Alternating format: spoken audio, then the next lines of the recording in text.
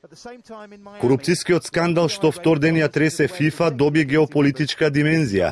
Рускиот претседател Владимир Путин го обвини Вашингтон дека случувањата во ФИФА се добро смислено сценарио за на Русија да и се одземе организацијата на светското првенство во 2018-та.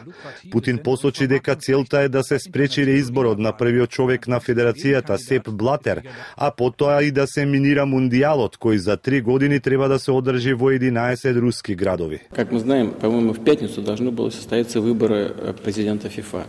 И господин Блаттер, он имеет все шансы быть переизбранным.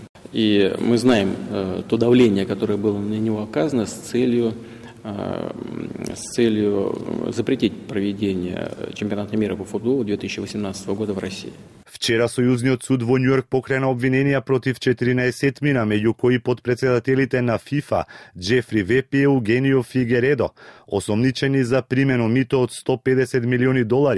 Отворена е истрага за тоа дали групата била подмитена за да им ги додели светските првенства на Русија и на Катар.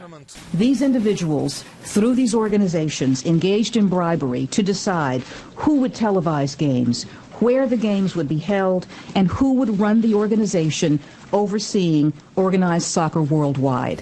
Во меѓувреме расте притисокот за одложување на изборот за прв човек на ФИФА, закажан за утре, каде што Сеп Блатер е извесен победник. Во исто време расте и незадоволството на спонзорите на Светската фудбалска федерација. Виза, Кока-кола, Адидас, Газпром најавија дека размислуваат да го ревидираат својот однос со ФИФА.